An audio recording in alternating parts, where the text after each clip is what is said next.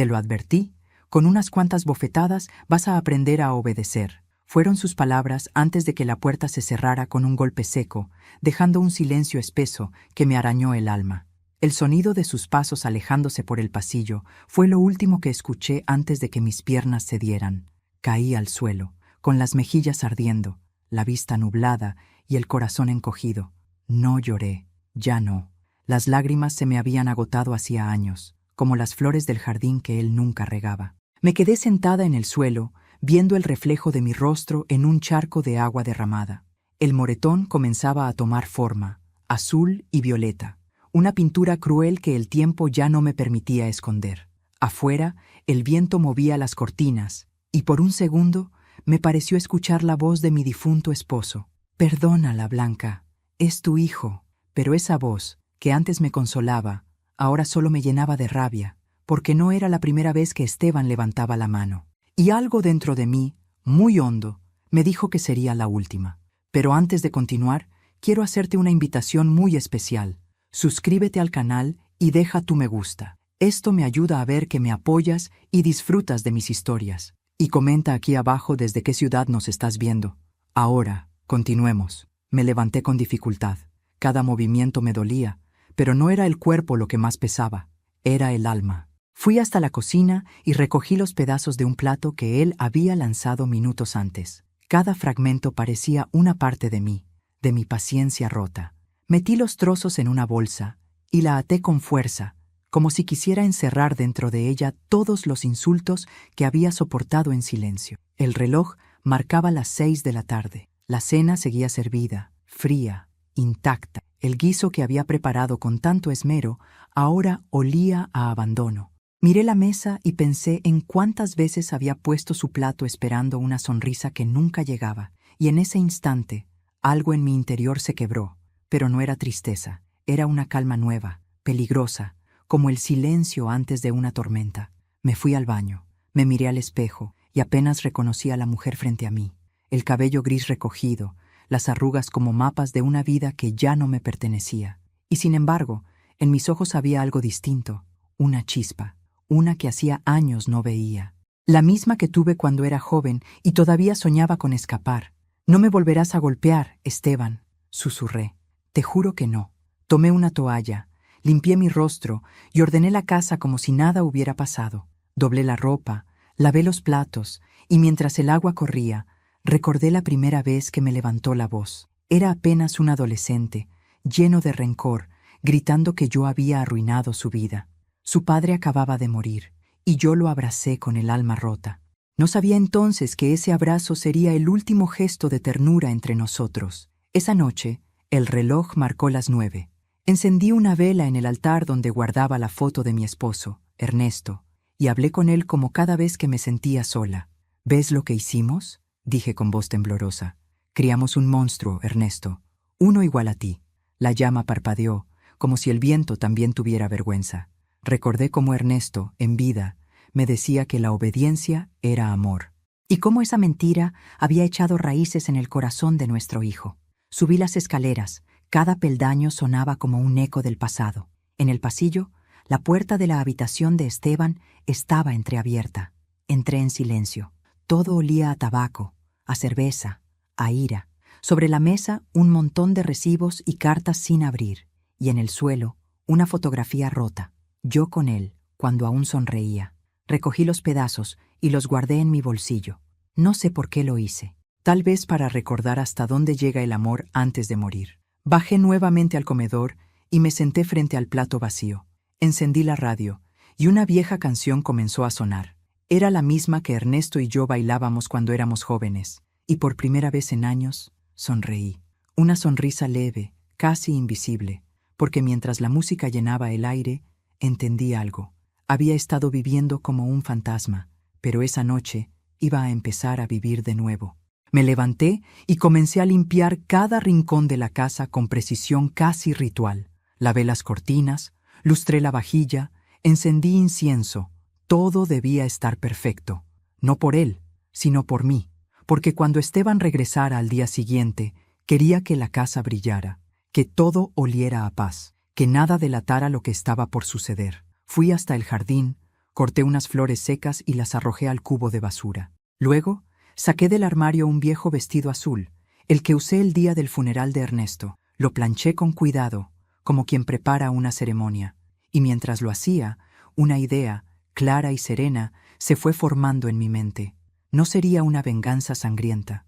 No, sería algo más grande, algo que dolería donde más le duele, en el alma.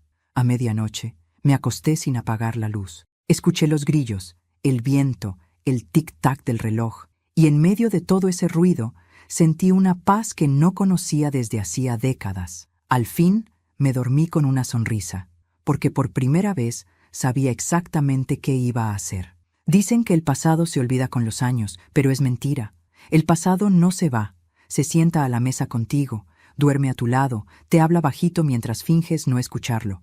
Yo aprendí a vivir con él, con cada grito, con cada noche de miedo, con cada «lo hago por tu bien», que en realidad significaba «quiero verte rendida».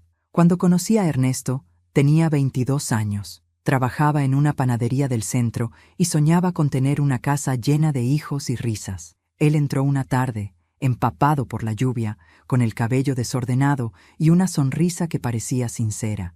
Me pidió pan y, sin saber por qué, terminé dándole mi número. Durante los primeros meses fue todo dulzura, flores, paseos, promesas. Yo era una muchacha ingenua que creía que el amor se medía por la cantidad de veces que alguien te decía «te necesito». No sabía que, a veces, quien más te necesita es quien más te destruye. Nos casamos al año siguiente, en una iglesia pequeña, con apenas unos cuantos testigos. Yo llevaba un vestido prestado y un corazón lleno de ilusiones. Él llevaba un traje oscuro y una mirada que, ahora lo entiendo, escondía tormentas. La primera bofetada llegó 2 años después, cuando nació Esteban. Fue tan rápida que ni siquiera me dolió al principio. Solo me dejó confundida. Yo había olvidado sacar la ropa del tendedero antes de la lluvia. «¿Por qué no haces las cosas bien?», me gritó. Y mientras su mano bajaba, mi alma se rompía en pedazos pequeños. Esa noche, cuando el niño dormía, Ernesto vino con flores. Me pidió perdón. Dijo que estaba cansado, que el trabajo lo tenía frustrado, que no lo haría más. Y yo, tonta enamorada, le creí. Le creí tantas veces que ya perdí la cuenta. Así fue como aprendí que el perdón, en exceso, también puede ser una forma de cobardía. Con los años, Esteban fue creciendo y copiando cada gesto de su padre. El tono autoritario, la forma de mirar con desprecio, esa costumbre de exigir sin agradecer. Y aunque intenté enseñarle lo contrario, el ejemplo pesa más que las palabras. A veces, lo veía jugar con sus juguetes, dándole órdenes a los muñecos, gritándoles si no obedecían. Me estremecía. Sabía lo que venía. Cuando Ernesto enfermó, Esteban tenía 15 años. El cáncer lo consumió en menos de 1 año. Y aunque su cuerpo se debilitaba, su lengua seguía siendo igual de cruel. «Prométeme que vas a cuidar a nuestro hijo», me dijo una noche, entre tos y dolor. Y yo, con lágrimas en los ojos, le respondí: «Lo cuidaré». No sabía entonces que esa promesa me condenaría. Después de su muerte, Esteban se volvió el dueño de la casa, el juez de mis días. No trabajaba, bebía, gastaba lo poco que había, y cada vez que le pedía que buscara empleo, me respondía con insultos o golpes, pero yo callaba. Callé por años, porque cada vez que me miraba con odio, veía los ojos de su padre, y una parte de mí seguía intentando salvarlo. ¡Qué ironía! Intenté salvar al hijo que heredó la furia del hombre que me destruyó. Recuerdo una tarde en particular.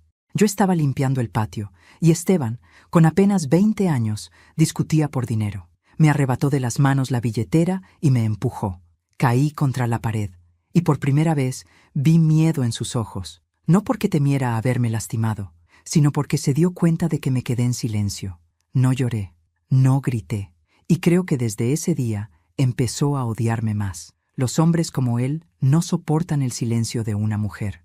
Les recuerda todo lo que no pueden controlar. Pasaron los años. Mi cabello se volvió gris, mis manos se llenaron de arrugas y mis rodillas comenzaron a doler. Pero algo en mí también envejeció distinto. Mi paciencia ya no era infinita. Cada insulto, cada golpe, cada noche de humillación fue llenando un pozo dentro de mí.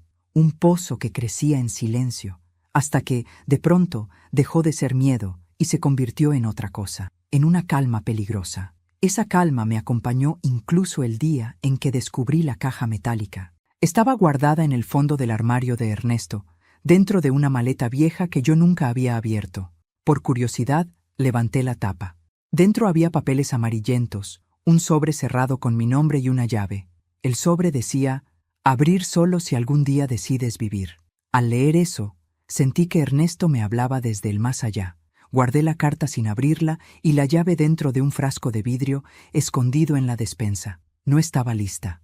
Aún no. Porque en aquel entonces todavía creía que podía cambiar a Esteban. Pero ya no más. Esa esperanza se murió la tarde de las bofetadas. Y aunque me dolió el alma al admitirlo, también sentí alivio. A veces, perder a un hijo que solo sabe lastimarte es la única forma de volver a encontrarte a ti misma. Esa noche, mientras preparaba la cena, pensé en Ernesto, en Esteban y en la mujer que fui. Miré mis manos, temblaban. Sí, pero también eran firmes, capaces. El miedo que me había sostenido tantos años empezaba a perder fuerza, y comprendí que la vida me estaba empujando a tomar una decisión.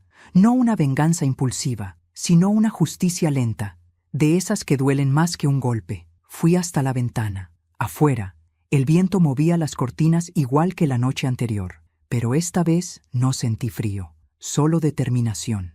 Al día siguiente, me levanté temprano, vestí mi ropa más sencilla y abrí el armario donde estaba la maleta vieja. Tomé la caja metálica y la coloqué sobre la mesa.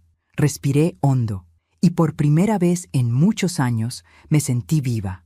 Nunca he creído en las casualidades. Todo en la vida llega cuando uno está dispuesto a abrir los ojos. Y aquella mañana, mientras la luz del amanecer se filtraba entre las cortinas y el reloj marcaba las 6, supe que había llegado mi momento. La caja metálica seguía sobre la mesa del comedor, reluciente bajo la lámpara, como si esperara que por fin tuviera el valor de enfrentar lo que guardaba.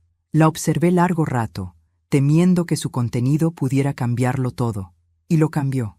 Metí la llave en el pequeño candado. Giró con un clic suave, casi amable. Dentro había documentos, una vieja libreta, un sobre sellado y una fotografía doblada. En la foto estábamos los tres, Ernesto, Esteban y yo.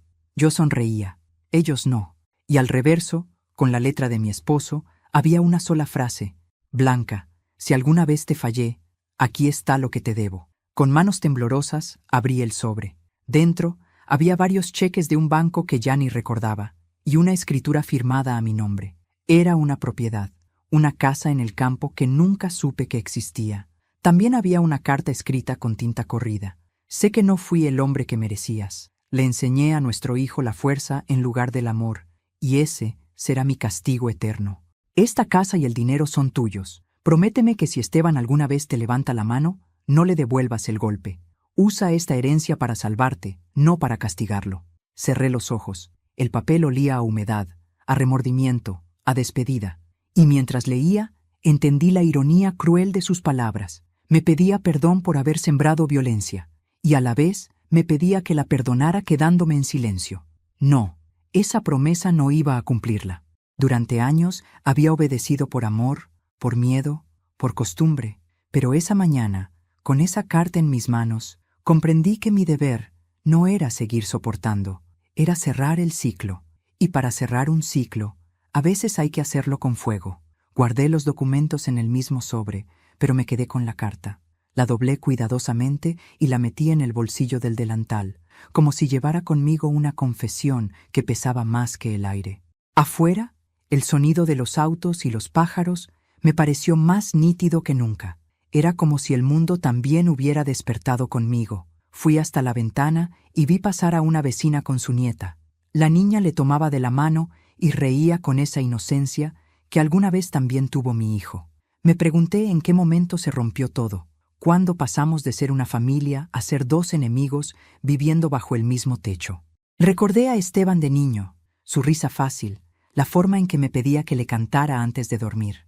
Recordé cómo dormía abrazando mi brazo, diciéndome que cuando creciera iba a protegerme, y ahora era yo quien tenía que protegerme de él. Qué triste es ver cómo el amor se pudre cuando se riega con miedo. Pasé el resto del día en silencio. lavé la ropa, cociné sin hambre, limpié los cristales, hice todo como siempre, pero con la mente en otra parte. Cada movimiento era parte de una coreografía secreta, porque esa noche, decidí, comenzaría mi plan. A las 6 de la tarde, escuché el ruido del motor del auto. El corazón me dio un vuelco. Esteban volvía. Su paso pesado resonó en el pasillo. El olor a alcohol fue lo primero que invadió la casa. Ni siquiera me miró.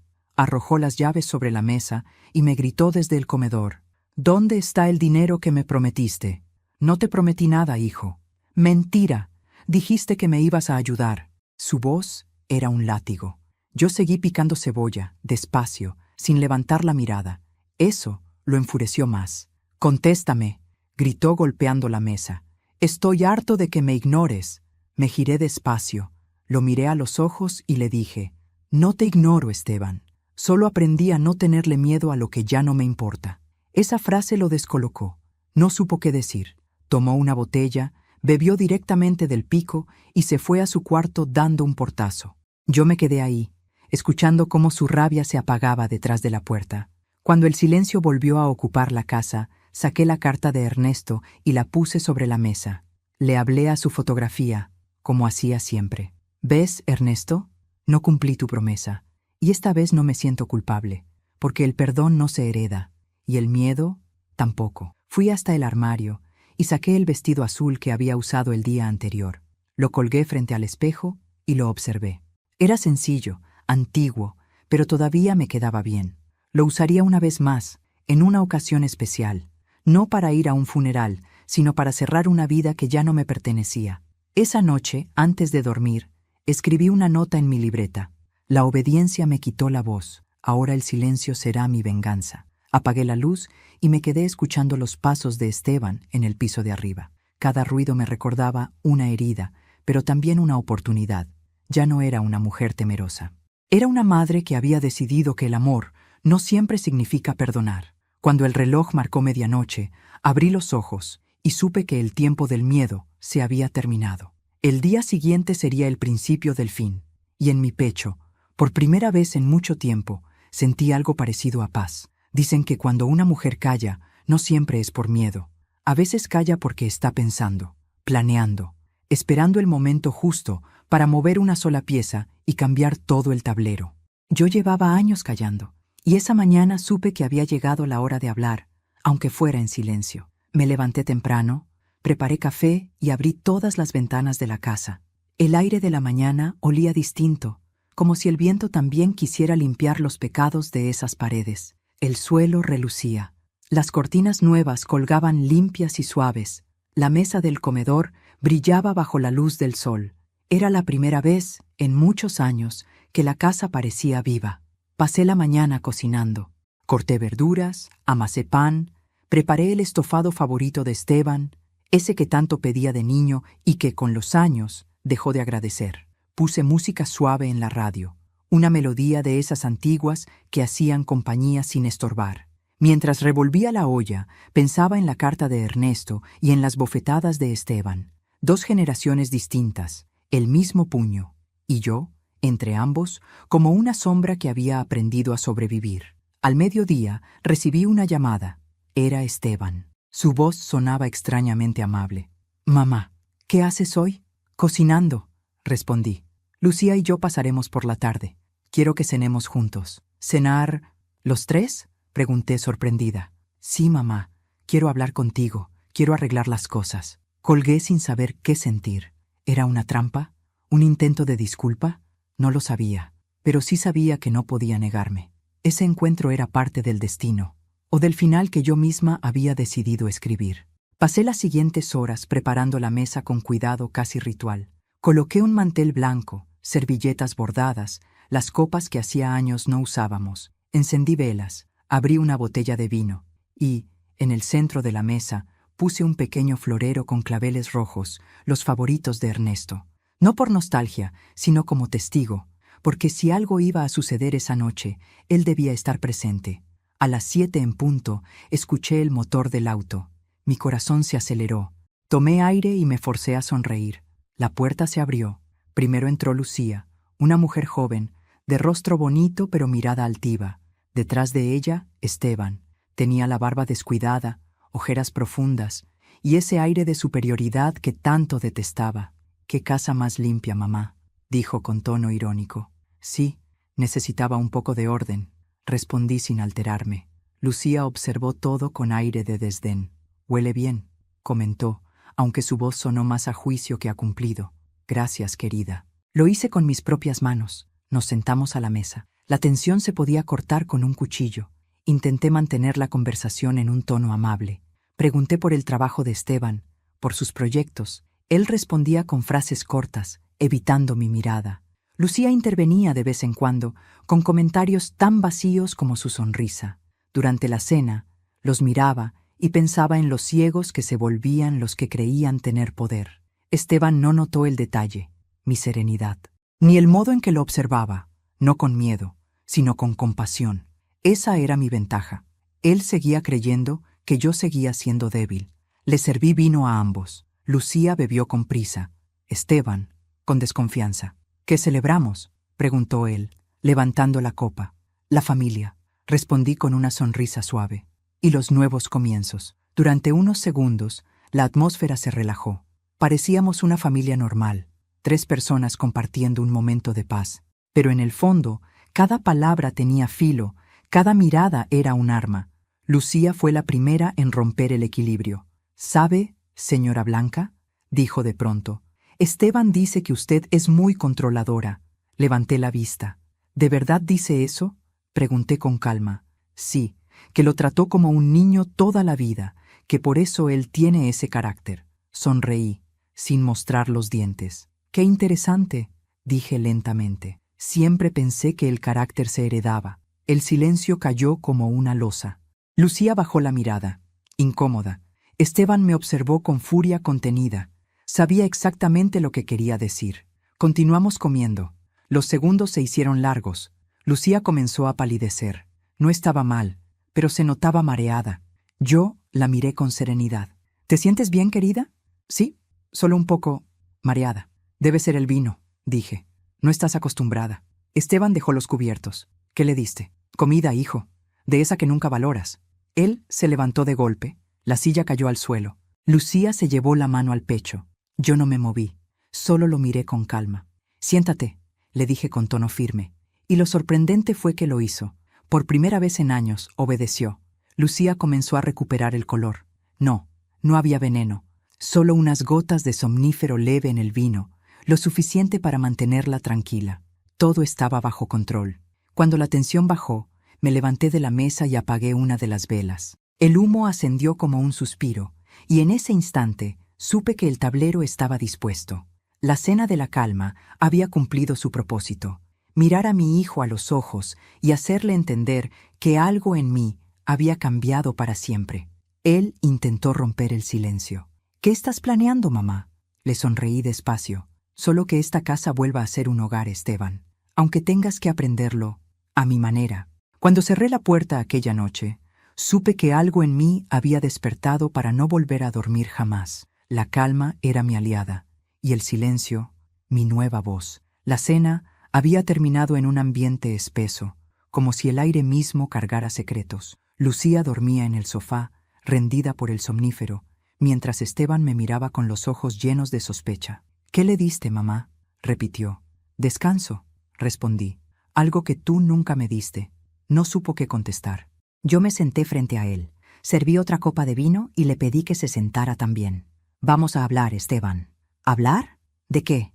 «De lo que nunca quisiste escuchar». Él bufó, molesto, pero obedeció. Era extraño verlo quieto, sin gritar, sin moverse. Yo tenía el control. Por primera vez, el miedo había cambiado de dueño. Saqué del bolsillo la carta de su padre, la dejé sobre la mesa. Él la miró con desdén. «¿Qué es eso?». «Tu herencia», le dije. «¿Mi qué?». «La que nunca te mereciste». Sus cejas se fruncieron. Tomó el papel y lo leyó rápido, sin entender del todo. Cuando terminó, lo arrojó sobre la mesa. «¿Y qué quieres decir con esto?». «Que tu padre te dejó más que su apellido. Te dejó su ira, su orgullo y su castigo». El color se le fue del rostro. «No hables de él», dijo entre dientes. «¿Por qué no? Si fue él quien te enseñó a odiarme». Se levantó, golpeó la mesa. Las copas tintinearon. No digas estupideces. No son estupideces, hijo. Son verdades. Verdades que escondí por amor y por miedo. Lo miré con serenidad. Él respiraba agitado, como un animal acorralado, y en ese momento lo comprendí todo. No estaba frente a mi hijo, estaba frente al reflejo exacto del hombre que me destruyó durante 30 años. Pero antes de continuar, dime aquí en los comentarios qué te está pareciendo esta historia hasta ahora y qué harías tú en mi lugar.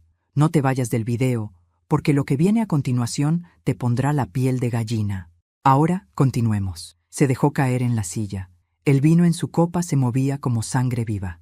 Yo, en cambio, estaba en paz. Había esperado este momento más de medio siglo. ¿Sabes, Esteban?, dije con voz tranquila. Cuando eras niño, solías esconderte bajo la cama cuando tu padre gritaba, y cuando él se iba, salías llorando, diciéndome que no querías parecerte a él. ¿Lo recuerdas? No me vengas con tus cuentos, gruñó. Lo recuerdo bien, continué. Tenías 5 años. Me tomabas de la mano y decías que me protegerías. Y míranos ahora. Tú eres el que golpea y yo la que sangra. Él apartó la mirada. En su silencio había una grieta, una que yo conocía muy bien, la del remordimiento. Me levanté, tomé la botella de vino y rellené su copa. Bebe, hijo. No quiero. Bebe, dije, mirándolo a los ojos. Esta vez no hay veneno, solo verdad. Tomó la copa con mano temblorosa y bebió un trago. Yo me mantuve de pie, detrás de la mesa. ¿Por qué haces esto?, preguntó. Porque ya no tengo nada que perder. Ni miedo, ni juventud, ni amor. Tú me lo quitaste todo. El reloj de pared marcó las 11. Lucía seguía dormida.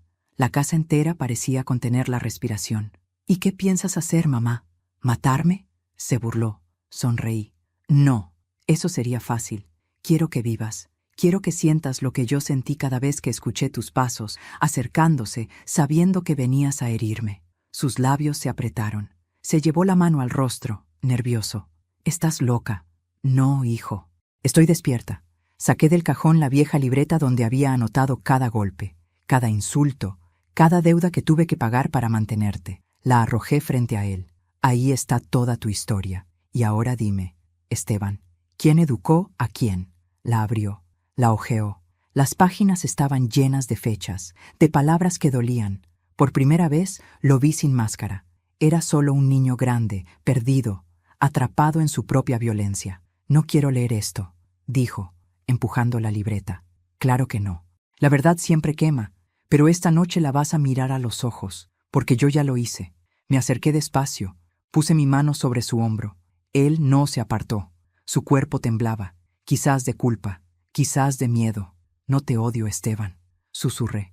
Él levantó la mirada, sorprendido. Te compadezco, porque serás tú quien viva con el recuerdo de lo que hiciste, y esa será tu condena. Me di la vuelta y apagué la última vela. Solo quedó la penumbra, el olor del vino y el sonido del reloj. Y por primera vez en muchos años supe que el tiempo estaba de mi lado. Esa noche, cuando Esteban se fue a dormir, o fingió hacerlo, la casa quedó sumida en un silencio que no era de paz, sino de espera. La vela se había consumido por completo, y la cera derretida parecía un reloj detenido sobre la mesa. Me quedé allí sentada, mirando las sombras que el fuego había dejado en la pared. Cada sombra tenía una forma, una de Ernesto, otra de Esteban y otra mía, más pequeña, encogida, pero todavía viva. Fui hasta el armario y saqué la caja metálica. La había vuelto a cerrar después de leer la carta, pero esta vez no me temblaron las manos. Sabía que lo que contenía era la llave del final, y quizá el comienzo de algo nuevo. Puse la caja sobre la mesa del comedor, la misma donde, horas antes, mi hijo había bebido vino con resentimiento. Giré la llave y la abrí con un sonido seco, como un suspiro viejo. Dentro, además de los documentos que ya conocía, había algo más. Una libreta pequeña, envuelta en un pañuelo de seda, y una carta, distinta a la anterior, con una frase escrita en la portada. Para Esteban, cuando ya no quede nada que esconder. Me quedé inmóvil. Nunca había visto esa carta antes. La tomé con cuidado, como si fuera una reliquia frágil. No era para mí, era para él, y sin embargo, sabía que debía leerla. Deslicé el papel y comencé a leer. Reconocí la letra de Ernesto, firme, sobria, pero con trazos nerviosos al final. Hijo, Si estás leyendo esto, es porque tu madre decidió contarte la verdad. Lo que callamos en vida termina por pudrirse entre los vivos. Y yo no quiero que ella cargue sola con la culpa de mis decisiones. Durante años creí que eras mi sangre, pero no lo eres. Tu madre te crió como suyo, y yo lo permití, porque ella tenía más amor que yo valor. No sé quién fue tu verdadero padre. Ella nunca quiso decírmelo. Solo sé que cuando llegaste a nuestra casa, eras un niño abandonado en un hospital. Ella te miró una sola vez y supo que te amaría más que a su propia vida. Sentí que el aire se me escapaba del pecho. Leí esas líneas una y otra vez sin poder creerlo. Ernesto, el hombre que lo golpeó, que lo humilló, que lo llamó mi hijo con orgullo violento, no lo era. Y yo había guardado ese secreto durante más de 20 años. Cerré los ojos. Las lágrimas que no habían salido en meses comenzaron a brotar, silenciosas, pesadas, no de culpa, sino de cansancio, de cargar sola con una verdad que me había quemado el alma. Recordé ese día, tantos años atrás, el día que lo encontré. Llovía sin tregua. Yo trabajaba en el hospital local, limpiando pasillos, cuando oí un llanto que venía del área de urgencias. Un bebé envuelto en una sábana azul, abandonado en una camilla. Nadie lo reclamó, nadie lo buscó. Y yo, sin poder tener hijos, sentí que Dios me lo enviaba. No pedí permiso, simplemente lo amé. Cuando Ernesto regresó del trabajo, le conté lo que había hecho. Su primera reacción fue furia. Dijo que la gente hablaría, que él no quería criar al hijo de nadie. Pero cuando lo vio dormir en mis brazos, cayó. No porque se enterneciera, sino porque entendió que no podía cambiar lo que ya era mío. Me dijo que si lo mantenía en secreto, lo aceptaría. Y yo acepté su condición.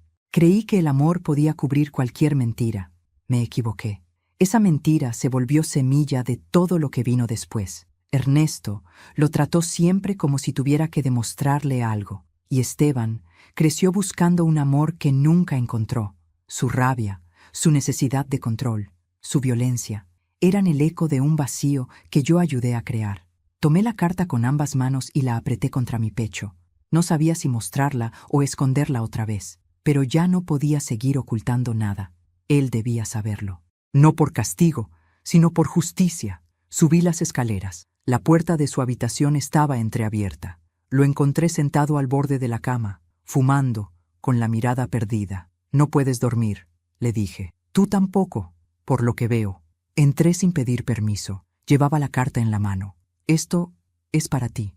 La tomó, desconfiado. Cuando vio el nombre de su padre en el sobre, su expresión cambió. «¿Qué es esto, mamá?» «La verdad». Se quedó en silencio. La abrió.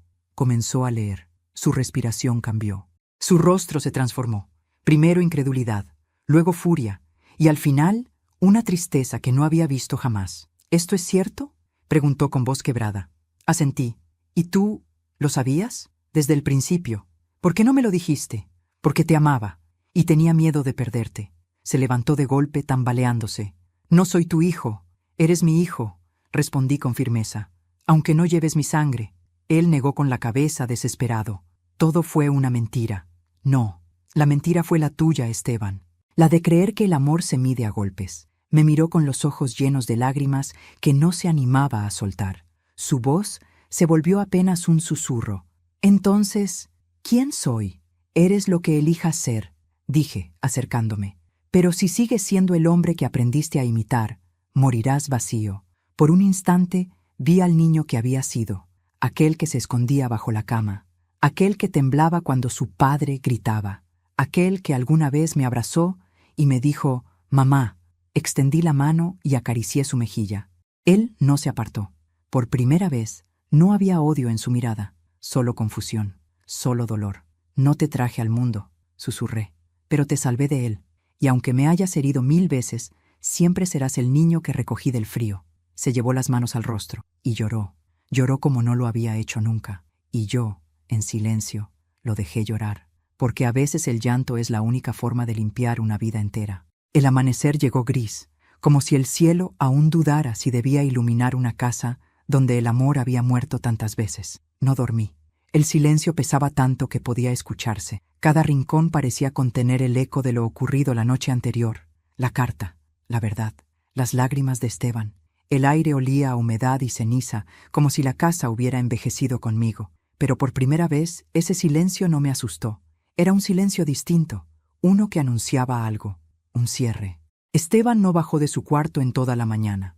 Escuché pasos, cajones, murmullos. Quizás hablaba solo, quizás con su conciencia. De vez en cuando, el suelo crujía bajo su peso y yo me quedaba quieta, esperando un golpe, un insulto, cualquier cosa familiar. Pero no llegó nada, solo el ruido suave de una puerta que se abría y se cerraba una y otra vez. A media tarde, bajó. Tenía la mirada vacía y las ojeras marcadas. Parecía otro hombre, no el hijo que me gritaba, sino un extraño con los hombros hundidos por el peso de lo que acababa de descubrir. Se detuvo frente a la mesa y dijo: «¿Por qué lo hiciste, mamá? ¿Por qué me mentiste tantos años?» Lo miré sin responder al principio. Le ofrecí café. Necesitaba que el aroma calmara la conversación que sabía inevitable. Cuando el vapor se levantó entre los dos, murmuré: «Porque te amaba, y porque no sabía cómo decirte la verdad sin que me odiaras». «¿Y crees que ahora no te odio?», dijo, con una risa amarga. «No lo sé», respondí, «pero ahora al menos te odio con razón». Se llevó las manos al rostro, exhaló con fuerza. «Todo lo que soy fue una mentira». «No, Esteban, eres resultado de una elección. Yo te elegí. Te amé cuando nadie te quería. Te alimenté con lo que tenía. Te defendí incluso de ti mismo. La mentira fue creer que la sangre te hacía más hijo». Él levantó la mirada. Su voz sonó rota. «No sé quién soy. Eso tendrás que descubrirlo tú. Yo ya cumplí mi parte». Hubo silencio. Solo el reloj de pared marcaba el paso del tiempo, lento y cruel. Por la tarde, decidí preparar una cena. No una cualquiera, sino la última que compartiríamos bajo ese techo. La última vez que el pasado nos sentaría a la misma mesa. No sabía si lo hacía por costumbre o por necesidad. Tal vez porque quería cerrar el ciclo con las mismas manos que tantas veces cocinaron con lágrimas. Lavé la vajilla antigua, la de mi boda. Coloqué un mantel limpio, copas de cristal, las velas que nunca encendía. Corté verduras, sazoné carne, preparé pan recién horneado. Y mientras lo hacía, cada movimiento se volvió una despedida, no de él, sino de la mujer que había sido, de la madre obediente, sumisa, rota. Esteban entró a la cocina y me observó en silencio. Su mirada era una mezcla de desconcierto y culpa. «¿Otra vez cocinando?», preguntó. «Sí», sonreí apenas. «Una cena como las de antes. No sé si tengo hambre. No importa. Come por respeto, no por apetito». Lo invité a ayudarme. Me sorprendió cuando lo hizo sin protestar. Peló papas torpemente, trozó pan. A veces nuestras manos se rozaban y se detenían, incómodas, pero no hubo violencia, solo una calma tensa, extraña, una tregua silenciosa. Cuando el reloj marcó las 8, todo estaba listo. Encendí las velas y apagué la luz. El fuego danzaba sobre el mantel como un presagio. Serví 2 copas de vino y lo llamé. Se sentó frente a mí, cabizbajo, con las manos entrelazadas. Levanté mi copa. «Por los comienzos», dije. Él dudó un instante antes de levantar la suya. «Por los finales», susurró. El sonido del cristal al chocar fue débil, como si las copas también temieran quebrarse. Bebí un sorbo y lo observé. Sus ojos estaban húmedos. Tenía la mirada de un niño perdido, de alguien que no sabe cómo pedir perdón. «No hay veneno en este vino, Esteban», dije, rompiendo el silencio. «¿Y por qué habría de haberlo?», preguntó con un dejo de ironía. «Porque si alguien tuviera motivos para matarte, sería yo». No respondió, solo tragó saliva. «No planeé matarte, hijo», continué. «Mi venganza no necesitaba sangre, solo necesitaba que vieras quién eres, y lo estás viendo». «No sé cómo vivir con esto», dijo al fin. «Entonces empieza por no destruir, empieza por no repetir». Me levanté, caminé hasta el aparador y tomé algo envuelto en una tela. Lo coloqué sobre la mesa. «¿Qué es eso?», preguntó. «Un recuerdo. ¿Del pasado?». «De tu padre». Desenvolví la tela. Dentro había una vieja grabadora. Presioné play, y su voz, la de Ernesto, llenó la habitación. «Blanca, si estás escuchando esto, significa que ya no estoy. Hijo, si alguna vez oyes mi voz, quiero que entiendas algo. No hay golpe que se dé sin miedo. Yo golpeaba porque temía no ser suficiente. Temía que el mundo se riera de mí. Y lo peor es que te enseñé a temer igual. No dejes que el miedo te convierta en mí». La cinta se detuvo con un clic. El silencio posterior fue más fuerte que las palabras. Esteban bajó la cabeza. Yo me limité a observarlo. Las velas se consumían lentamente. ¿Qué quiso decir con eso?, preguntó. Que el castigo más grande es mirarte en el espejo y ver al hombre que juraste no ser. Él asintió, con lágrimas que esta vez no contuvo. Se cubrió el rostro y comenzó a llorar. No un llanto violento, sino uno cansado, viejo. El llanto de un hombre que por fin se reconoce. Me acerqué despacio, puse una mano sobre su hombro. No te odio, Esteban. Nunca te odié. Te tuve miedo. Y eso, en una madre, es peor que el odio. Él levantó la vista. Su voz temblaba. ¿Y ahora? Ahora ya no tengo miedo. ¿Y tú? Tendrás que aprender a vivir con el tuyo. Me senté a su lado. Saqué del bolsillo la carta de Ernesto y la puse sobre la mesa, junto a la grabadora. Aquí tienes tu herencia, dije. ¿Una carta y una grabación?, preguntó con amargura. Sí, porque lo que necesitabas no era dinero, era memoria. Tomé la copa y la levanté. Brindemos, hijo. Él me imitó, con la mirada baja. ¿Por qué brindamos?, preguntó. Por la verdad, respondí.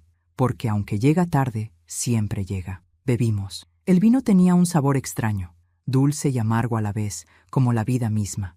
Nos quedamos en silencio. Las velas chispeaban. El reloj marcó las 9. Me puse de pie y comencé a recoger los platos. Él me miraba sin moverse. ¿Mamá? ¿Sí? ¿De verdad crees que puedo cambiar? No lo sé, respondí sin mirarlo. Eso ya no depende de mí. Puse los platos en el fregadero. El agua tibia corría sobre mis manos, y mientras las enjuagaba, pensé en todo lo que había soportado. Las noches en vela, los gritos, las súplicas, los perdones vacíos. Y entendí que la justicia que buscaba no era su muerte ni su arrepentimiento, sino mi libertad. ¿Y tú, mamá?, dijo detrás de mí. ¿Qué hay de mí? ¿Qué vas a hacer ahora? ¿Vivir?, respondí. Solo eso. Vivir por fin sin miedo. Cuando me giré, él sonreía débilmente, y esa sonrisa, pequeña, torpe, fue suficiente. Por primera vez en muchos años no vi en sus ojos a Ernesto. Vi a un hombre quebrado, sí, pero humano. Apagué las velas una a una. El humo se elevó en espirales suaves, como si el pasado se evaporara junto con la cera. La última llama titiló antes de morir, y en esa penumbra sentí paz. Caminé hasta la puerta y miré por última vez la casa. El comedor impecable, la mesa vacía, las copas a medio beber. Todo olía a despedida. Me giré hacia él. No te diré adiós, Esteban, dije. ¿Por qué no? Porque los adioses son para los que mueren. Y tú tienes que aprender a vivir. Cerré la puerta tras de mí. El aire de la noche me golpeó el rostro, fresco, limpio, como una promesa. Caminé sin mirar atrás, no porque no doliera, sino porque sabía que lo que dejaba atrás ya no me pertenecía. Por primera vez en mi vida, no fui la madre que obedece, ni la esposa que teme. Fui Blanca Ramírez, una mujer que sobrevivió a 2 hombres y aprendió que el perdón no siempre significa quedarse. A veces, significa irse sin explicar nada. No hay sonido más elocuente que el de una casa vacía. Cuando las voces se apagan y solo quedan los recuerdos rebotando entre las paredes, una entiende que el silencio también habla. Y esa mañana, al cruzar la puerta con mi pequeña maleta en la mano, supe que ese silencio ya no me pertenecía. La calle estaba fría, con una neblina espesa que parecía abrazarlo todo. El aire olía a tierra mojada y a distancia. Cerré la puerta despacio, sin mirar atrás. El clic de la cerradura sonó como el punto final de una historia escrita con lágrimas y paciencia. Caminé sin rumbo durante varios minutos. El sol intentaba abrirse paso entre las nubes, pero apenas lograba teñir el cielo de un gris cálido. Llevaba en el bolsillo la carta de Ernesto y en el alma la decisión que tardé media vida en tomar. No iba a quedarme más donde me dolía. Había guardado algo de dinero, lo justo para empezar en otro lugar. No era mucho, pero bastaba. Después de todo, no buscaba lujo, sino libertad. Mientras caminaba, recordé las veces que salí por esa misma calle llorando, con la esperanza de que alguien me siguiera, pero nadie lo hacía. Esta vez, nadie me seguía tampoco, y sin embargo, me sentía acompañada, por mi propio valor, por mis muertos, por todo lo que sobreviví. Llegué a la estación de autobuses y compré un pasaje al azar. El destino decía Santa Aurelia, un pueblo pequeño, a 3 horas de la ciudad. Nunca había oído hablar de él, pero me gustó el nombre. Sonaba a comienzo, a algo limpio. Me senté en la última fila del autobús. A través de la ventana vi cómo las calles se alejaban lentamente, cómo la ciudad se hacía pequeña, hasta volverse un punto borroso. No lloré, ya no me quedaban lágrimas, solo una sensación extraña, entre alivio y vacío. Durante el trayecto pensé en Esteban. No sabía qué haría ahora, si lloraría, si se culparía o si, como tantas veces, preferiría olvidar. No lo odiaba, ni siquiera quería que sufriera. Solo deseaba que entendiera que la violencia no deja herencias, deja fantasmas, y yo me había cansado de vivir con ellos. Llegué a Santa Aurelia al mediodía. Era un pueblo detenido en el tiempo, calles empedradas, casas con balcones antiguos, olor a pan recién hecho. Me recordó un poco a mi infancia, cuando todo parecía posible. Renté una habitación en una pensión pequeña, atendida por una mujer llamada Teresa. Tenía la sonrisa amable de quien también había llorado demasiado. ¿Viene de lejos?, me preguntó mientras me entregaba la llave. De más lejos de lo que parece, respondí. Ella no insistió. A veces las heridas se reconocen en silencio. El cuarto era sencillo: una cama, una mesa, una ventana que daba a un jardín con flores amarillas. Dejé la maleta sobre la cama y me quedé mirando el paisaje. Por primera vez en muchos años, no tenía a nadie esperando detrás de una puerta. Nadie que me gritara, nadie que me ordenara, nadie que me necesitara. Era extraño, casi doloroso, pero también hermoso. Pasaron los días. Comencé a levantarme temprano, a caminar por el mercado, a tomar café con las vecinas. Aprendí a bordar con unas mujeres del barrio, y poco a poco, la soledad dejó de doler. Me gustaba sentarme al atardecer en la plaza y ver a los niños correr. Sus risas eran un recordatorio de lo que la vida debería haber sido siempre: simple, ligera, inocente. Una tarde, mientras tomaba café, vi a un hombre joven ayudando a una anciana a cruzar la calle. Tenía algo en la mirada, una mezcla de ternura y arrepentimiento que me atravesó. Por un instante, creí ver a Esteban, pero no era él. Y sin embargo, esa visión me hizo sonreír, porque entendí que el amor que damos, incluso cuando no se devuelve, nunca desaparece del todo. Sigue existiendo, se transforma, encuentra otros caminos. Una semana después, llegó una carta. El sobre llevaba mi nombre, escrito con la letra torpe pero familiar de Esteban. Temblé antes de abrirla. Tenía miedo de lo que pudiera decir. Mamá, no sé por dónde empezar.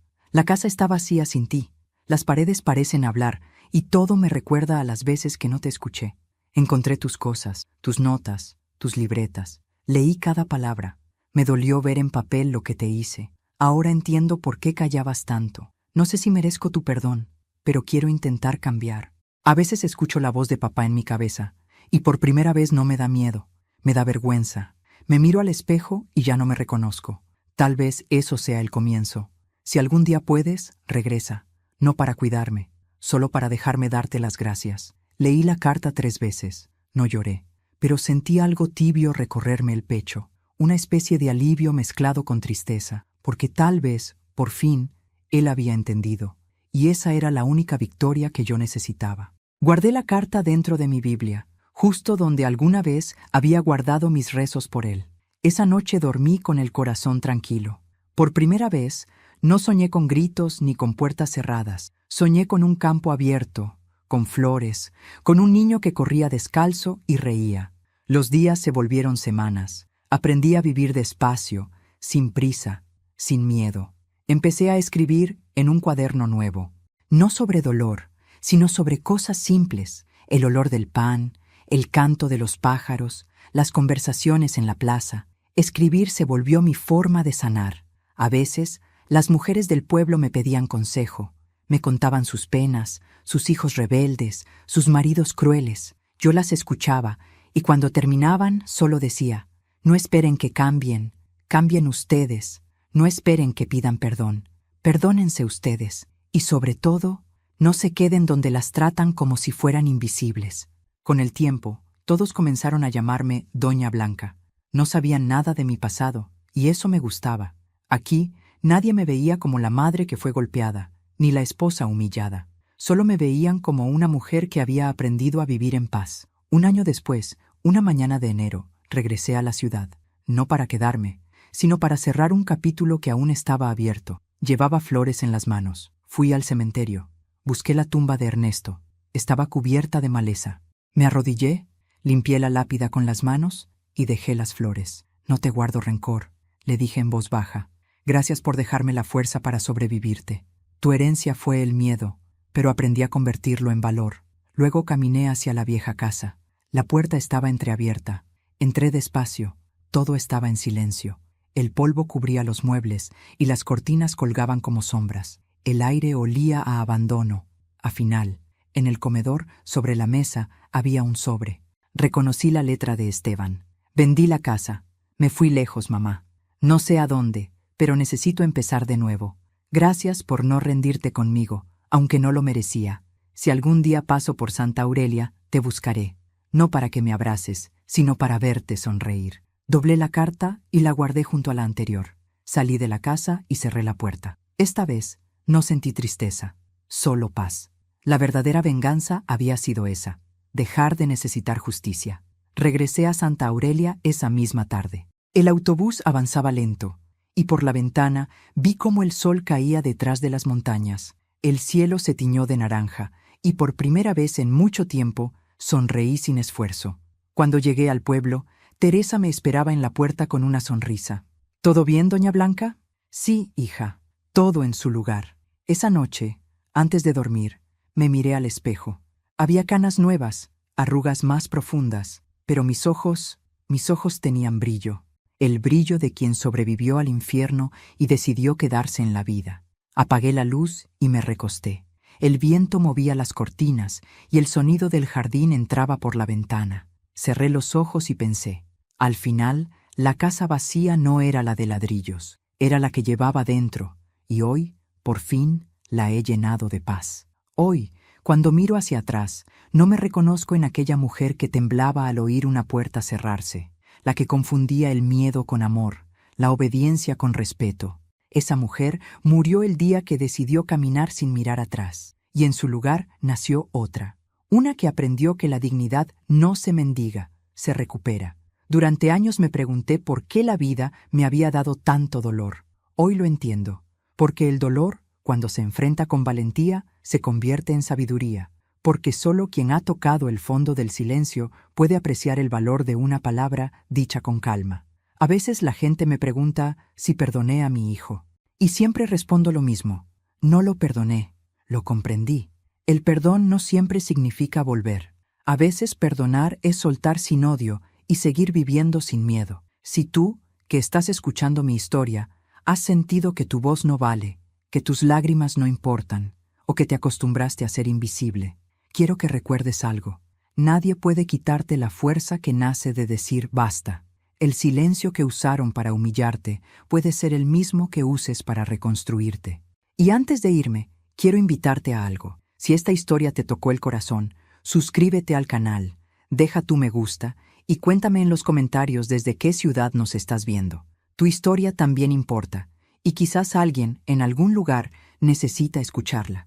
Porque al final, todas las casas vacías pueden volver a llenarse si dentro de nosotros aún vive la esperanza.